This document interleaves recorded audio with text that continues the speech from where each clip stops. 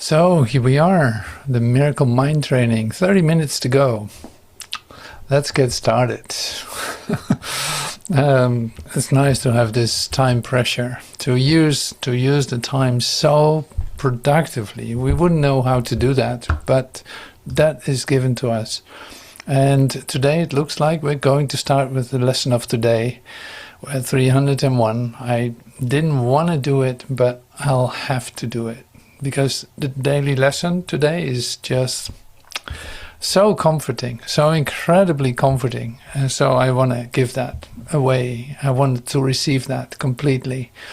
I love it. I love it. Such a beautiful lesson. Let's get started with that. So. And God himself shall wipe away all tears. Father, unless I judge, I cannot weep. Nor can I suffer pain or feel I am abandoned and unneeded in the world.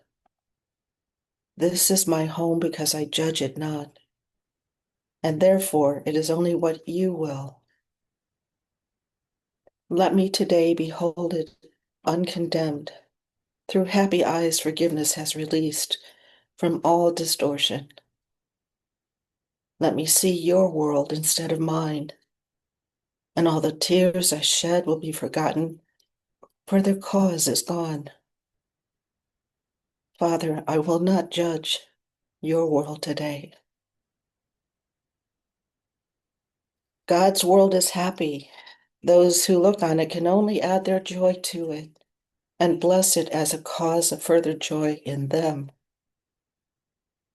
We wept because we did not understand, but we have learned the world we saw was false, and we will look upon God's world today. Et Dieu lui-même essuiera toute larme. Père, à moins de juger, je ne peux pleurer, pas plus que je ne peux souffrir ni me sentir abandonné ou inutile dans le monde. Ceci est ma demeure parce que je ne la juge pas. Par conséquent, elle est seulement ce que tu veux, que je la contemple sans condamnation aujourd'hui, par des yeux heureux, que le pardon a délivré de toute distorsion, que je vois ton monde au lieu du mien, et toutes les larmes que j'ai versées seront oubliées, car leur source a disparu. Père, je ne jugerai pas ton monde aujourd'hui. Le monde de Dieu est heureux. Ceux qui les regardent peuvent seulement lui ajouter leur joie et le bénir comme cause d'entendre plus de joie en eux. Je pleurais parce que je ne comprenais pas, mais j'ai appris que le monde que je vois était si faux. Et aujourd'hui, je le regarderai. Je regarderai le monde de Dieu. And God shall himself wipe away all tears. Father, unless I judge, I cannot weep, nor can I suffer pain, or feel I am abandoned or unneeded in the world. This is my home because I judge it not, and therefore is it only what you will. Let me today behold it uncondemned. Through happy eyes forgiveness has released from all distortion. And let me see your world instead of mine, and all the tears I shed will be forgotten, for their source is gone. Father, I will not judge your world today. God's world is happy. Those who look on it can only add their joy to it, and bless it as a cause of further joy in them. We wept because we did not understand, but we have learned the world we saw was false, and we will look upon God's world today. And God himself shall wipe away all tears. So yeah, incredible lesson. I love it. And it's very clear. It's very clear. So now the acceptance of it is the opportunity. Like you cannot make happy. You are happy or you're not. Like you are happy, but you cannot make it. And you would love to make it, but you can't make it. You can't fake it either. Like you're either happy or you're not. And this is good. This makes it clear. It's like, what world am I believing to be true? Is it still my own world that I have constructed in my mind, and that I let it rule? Or am I going to give up today and say, like, okay, show me your world. I don't want mine. I'm sick and tired of my world. I know it very well, but I don't want it any longer. So that's really the incredible part of this lesson.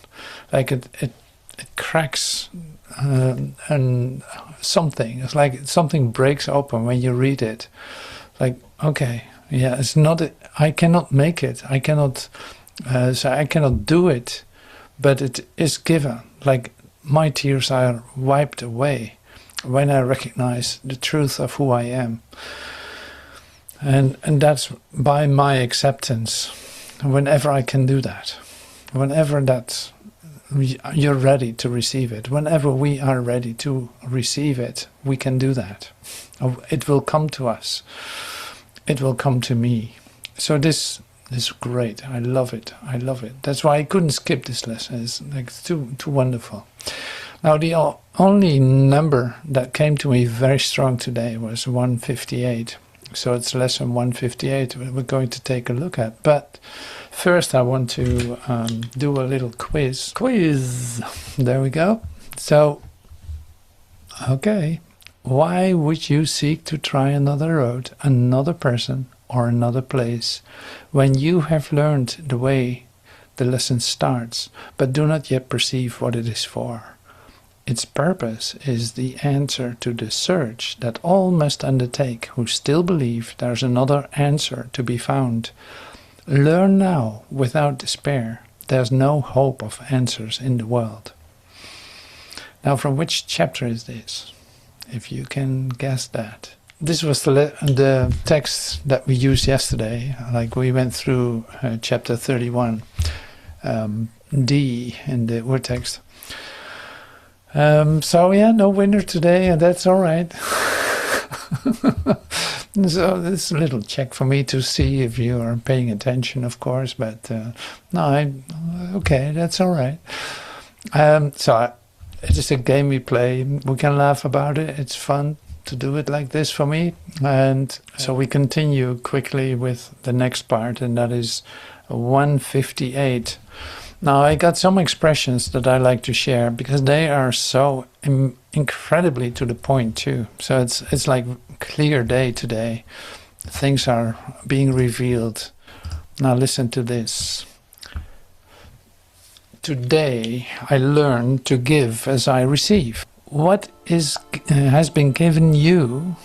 The knowledge that you are mind, in mind with a capital M, and purely mind, sinless forever, holy unafraid, because you were created out of love. What has been given you? The knowledge. The knowledge. It's not an understanding, it's knowledge, like direct revelation of this within you. That you are mind, in mind, and purely mind. Sinless forever, holy and unafraid, because you were created out of love. This has been given you. Nor have you left your source, remaining as you were created. This was given you as knowledge, which you cannot lose. It was given as well to every living thing, for by that knowledge only does it live. The revelation that the Father and the Son are one will come in time to every mind. Yet is that time determined by the mind itself, not taught. So you decide when you want that to come to you. It's determined by the mind itself. It's not taught. The revelation that the Father and the Son are one will come in time to every mind, yet is that time determined by the mind itself, not taught. The time is set already. It appears to be quite arbitrary, yet there is no step along the road that anyone but takes by chance. It has already been taken by him, although he has not yet embarked on it. For time but seems to go in one direction, but we but undertake a journey that is over, yet it seems to have a future still unknown to us. We read this the other day too, but I so love it. Christ's vision has one law. It does not look upon a body and mistake it for the Son whom God created. It beholds a light beyond the body, an idea beyond what can be touched, a purity undimmed by errors, pitiful mistakes, and fearful thoughts of guilt from dreams of sin. It sees no separation, and it looks on everyone, on every circumstance, all happenings and all events, without the slightest fading of the light it sees. It beholds a light beyond the body, an idea beyond what can be touched, a purity undimmed by errors and pitiful mistakes and fearful thoughts of guilt from dreams of sin. It sees no separation.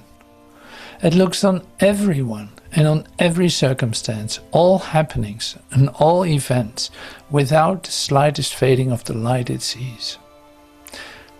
This is Christ's vision. It has one law.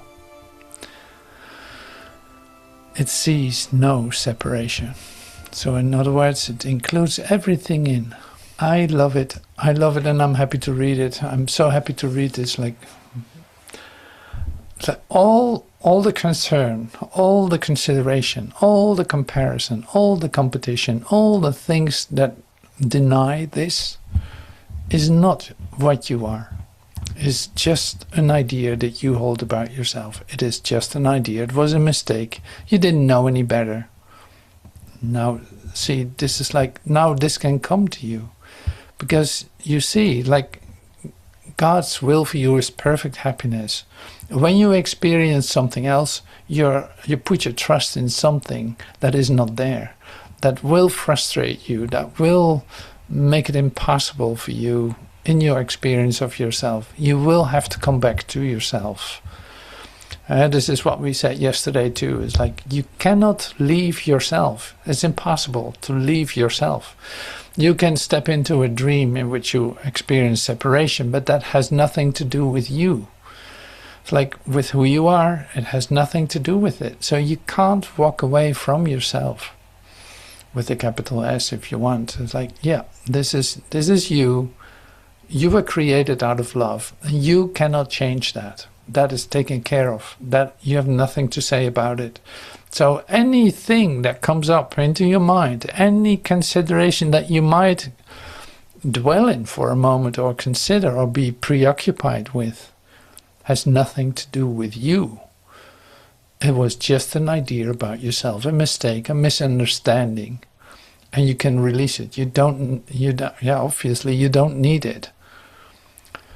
Now this is like, you have to really let this come into you. Like you have to realize this. You have to ponder this. You have to bring this back into your consciousness. Wait a minute, what was that again? Yeah, here it is. No, that's not you. All the mistakes and all the guilt and all the sin that you thought you stepped right into, all the mistakes that you have made or thought you made, all this and this and this is not you. It had nothing to do with you. You were created perfectly. Now, to come in touch then with yourself is to realize that your pure mind, in mind, forever connected. Like literally in this vision, there's no place for separation. So whenever you have a consideration that confirms the separation, you know it's not about you. You have to stop right there and say like, oh no, wait a minute. No, that's not me. I have to release this idea.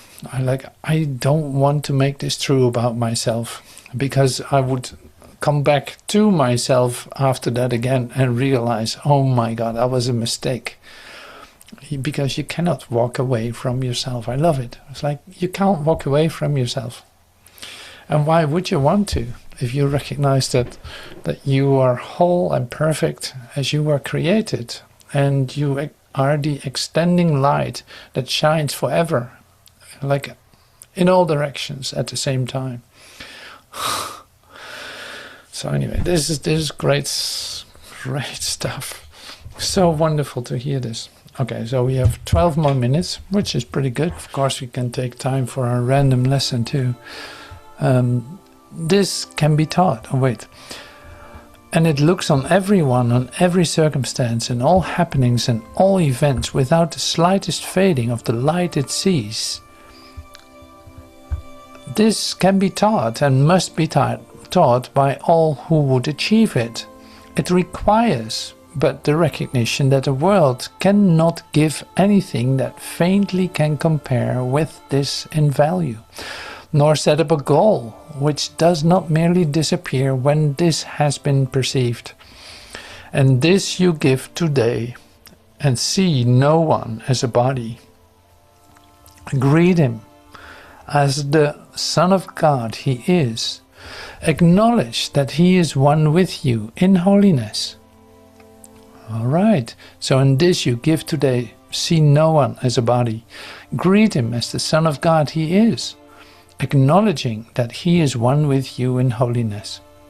Thus do you learn to give as you receive, and thus Christ's vision looks on you as well.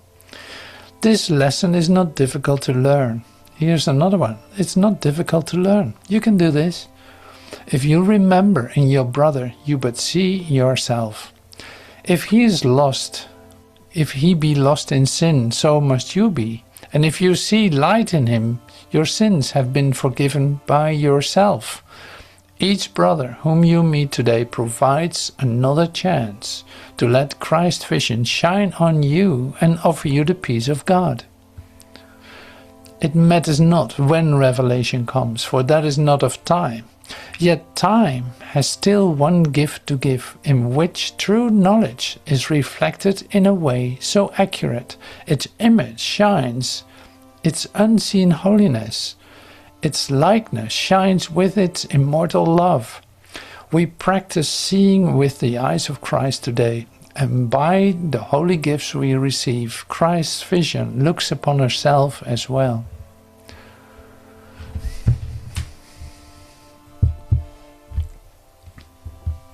So that's a huge lesson. We practice seeing with the eyes of Christ today, and by the holy gifts we give, Christ's vision looks upon ourselves as well. So I receive what I give. First I give it to my brother, so to speak. I see my brother in a different light. I see my brother in a different light. I look beyond the body that he appears to be. I look beyond it. So it's like this is a practice that we do. You look beyond the form. You look beyond the form, beyond the situation as you perceive it. You look beyond it. You recognize that the one that's in front of you, the one that you're actually are in contact with, is not what it appears to be. It's like, no, you wanna really see his holiness or her holiness. It's like you want to see that in a perfect bright light.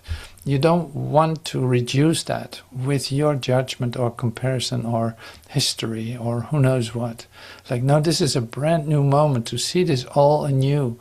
And this is the gift you give. And you can practice it every day. It's like, well, immediate results, because Basically, if you allow that to occur to you, you see it everywhere. It is not a difficult lesson to learn. It's really based on your willingness, as we say, like in the course, like it's your willingness. Like, do you want to see it differently? You can.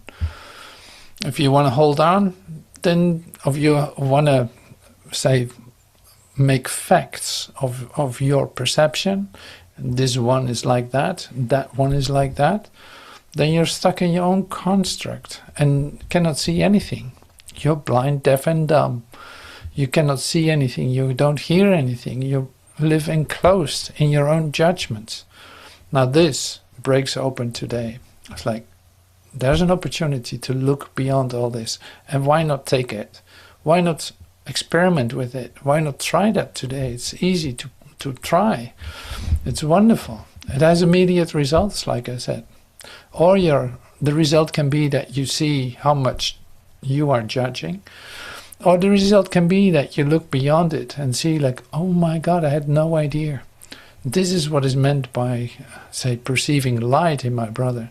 It is like I recognize this light and I can literally connect with it in this light. Like it is not a separate entity that is a light being or something. No, then you would separate it off again. No, the joining that starts to happen when you recognize the light in your brothers, that you discover there's only one mind. We're communicating. Oh my God, look at that. So that's the beauty of this. Like, and that's the joy that is actually given in this, that you can give, because you're the one perceiving the limitation. So you're the one that can shine your light into this world. I feel a random number coming up. Pick a random number. From 160 to 200. 200? Okay. 192. Wow. 4 minutes. So that's going to be a couple of paragraphs, but or who knows what. I have a function God would have me fill. It is your Father's holy will that you complete himself, and that yourself shall be sacred, his sacred Son, forever pure as he, of love created and in love preserved, extending love, creating in its name, forever one with God and with yourself. Yet what can such a function mean within a world of envy, hatred and attack? Yes. So here in 3, creation cannot even be conceived in the world. It has no meaning here. Forgiveness is the closest it can come to earth, for being heaven-born, it has no form at all. Yet God created one who has the power to translate in form the wholly formless. What he makes are dreams, but of a kind so close to waking that the light of day already shines in them, and eyes already opening behold the joyful sights their offering contains. Forgiveness gently looks upon all things unknown in heaven, which sees them disappear, and leaves the world a clean and unmarked slate on which the word of God can now replace the senseless symbols written there before. Forgiveness is the means by which the fear of death is overcome, because it holds no fierce attraction now, and guilt is gone. Forgiveness lets the body be perceived as what it is, a simple teaching aid to be laid by when learning is complete, but hardly changing him who learns at all. The mind without the body cannot make mistakes. It cannot think that it will die, nor be the prey of merciless attack. Anger becomes impossible, and where is terror then? What fears could still assail those who have lost the source of all attack, the core of anguish and the seed of fear?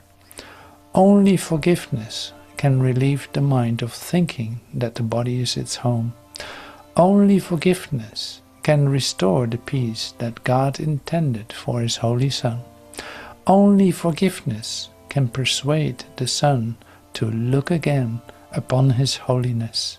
All right, so forgiveness, forgiveness, forgiveness, forgiveness. You see, like every lesson is about that, because that's the closest you can come here in this world to heaven.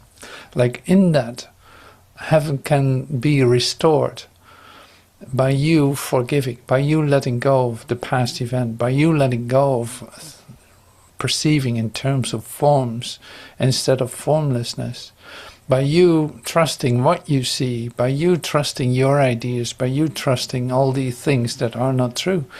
So it's like that needs to go, that can be released, and this is the invitation to do so. Now this is the miracle mind training. This is the big forgiveness muscle that we're training. And today was a heavy lifting exercise, that's for sure. It's like, wow, that's so beautiful to train it in this way. Look at what is given and give it away. Give it away so that it will return to you. So thank you so much for your presence today. And I think our time is up. I hope to see you tomorrow in the next episode of the Miracle Mind Training. And for now, have a wonderful rest of your day, and see you before you know it. Thank you so much. Bye for now.